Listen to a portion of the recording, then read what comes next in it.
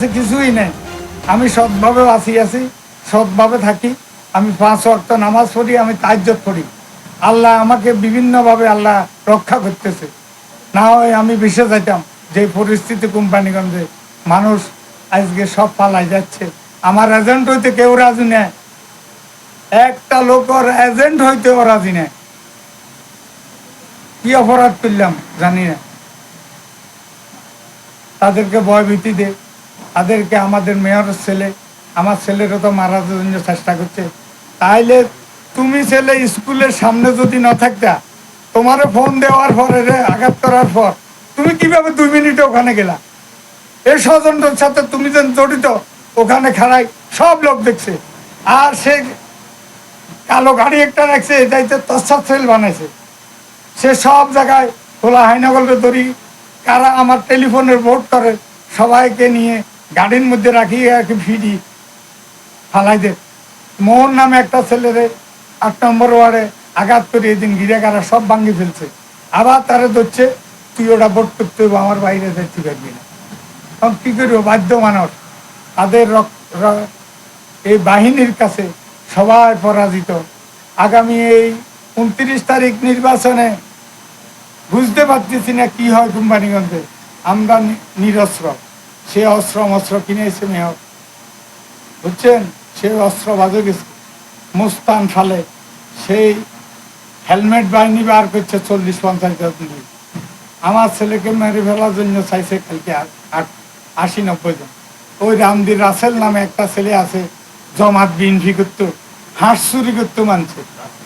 মানুষ এলাকা হাঁস মরক রাখতে হইতো না তাল্লা, সে বড় নেতা। তারপরে 7 নম্বর ওয়ার্ডে সভাপতি বানাইছে পৌর আওয়ামী লীগের, পৌর ছাত্রলীগের। এই ছেলে লেফটিনের টাকা তুলতো কলেজ গেটে, লেফটিনের টাকা তুলতো। এই ছেলের এমনি ছাত্রলীগের সভাপতি মারুফারে ছাত্রলীগ সভাপতি বানাইছে। যত আজে বাজে আনজাড়ি গানজাড়ি, ভালো ছেলে একটা ছেলের দলের কোনো পদে রাখে না, খারাপ ছেলে আর নয় বাহারে তুন আনছে। রোহিঙ্গা আওয়ামী লীগ এদেরকে দিয়ে যত অপকর্ম কোম্পানিগঞ্জ আওয়ামী লীগ করতেছে।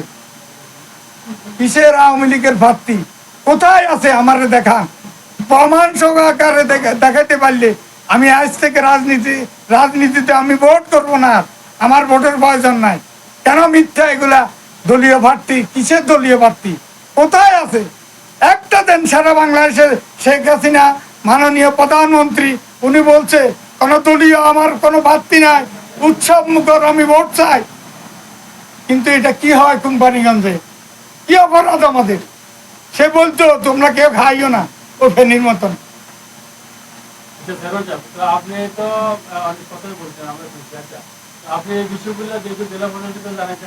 না, উনি আমার ফোনে ধরতে পারেন না। মন্ত্রী মহোদয় আমাদের ফোন ধরে না। মন্ত্রী মহোদয় গত 3 বছর আগে কি অপমান করছে সে, মিথ্যা অপবাদ দিয়ে মন্ত্রীর মান সম্মান সারা বাংলাদেশে নষ্ট করছে। আমরা মুখ দেখাইতে পারি না, ওনাকে আজে বাজে মন্তব্য করি। এখনো ওনারা ওই ভয় দিয়ে ওনাকে সে কন্ট্রোলে রাখছে যে আমি লাইভে যাব, আপনার আবার নতুন নতুন খারাপ কুচ্ছা রটাবো আপনার বিরুদ্ধে। উনি এই কারণে আমাদেরকে আর চিনে না। ওনারা ভাই 2 জন, আমরা হাসবাই তো 2 জন। একবারই তো মারি গেলেছে, একবারই ইচ্ছে করে মারি গেলেছে এই লোকে। এই লোক আবার মন্ত্রীর বিরুদ্ধে কয় মন্ত্রী মারছে।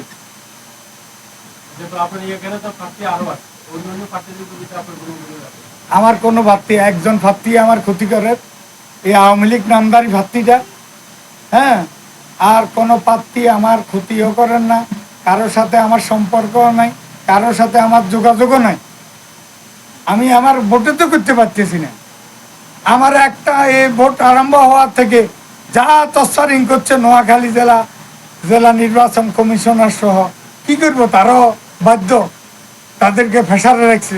তো এখানে আমরা কি সুষ্ঠু ভোটের আশা করি? কিভাবে আশা করি?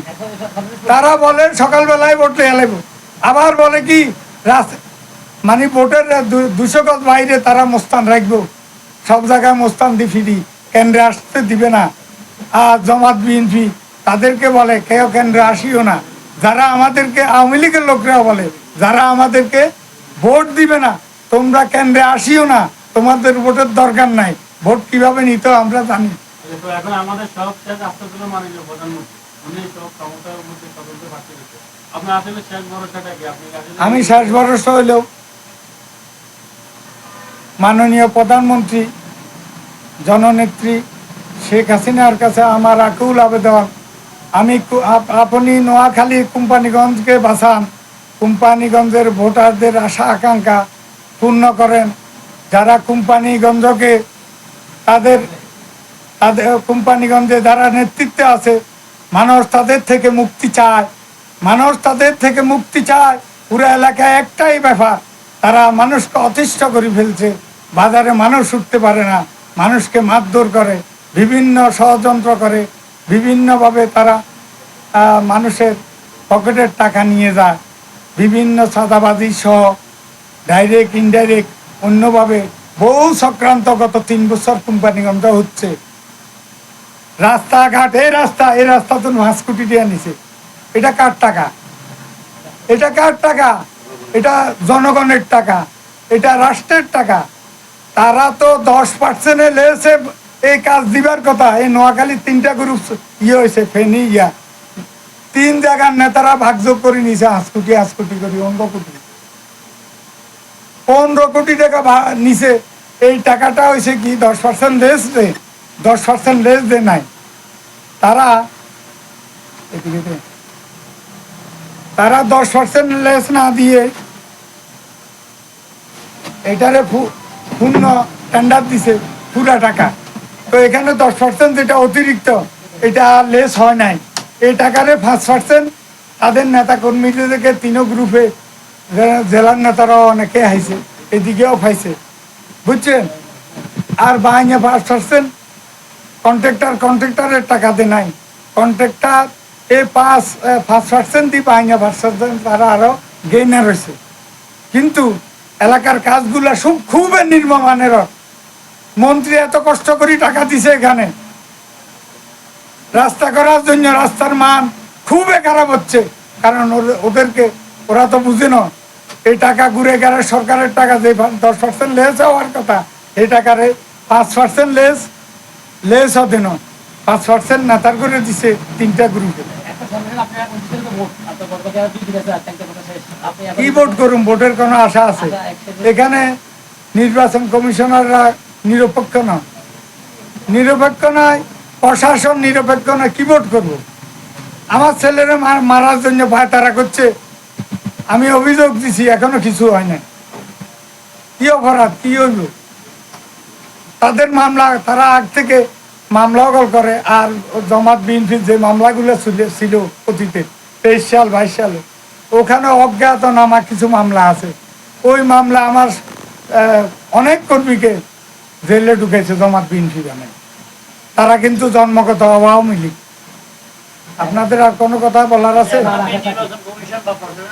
আমি নির্বাচন কমিশন জাতীয়ভাবে প্রধান নির্বাচন কমিশনার কাছে আকুল আবেদন করতেছি, আমার নোয়াখালী কোম্পানিগঞ্জের দিকে একটু দেখে নির্বাচনটা সুষ্ঠুভাবে করিয়ে দেন।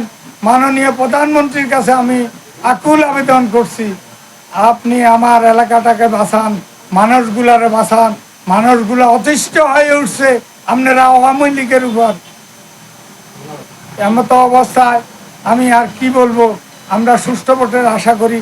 সুষ্ঠু ভোট হইলে ইনশাআল্লাহ আমি শতভাগ নির্বাচিত হব।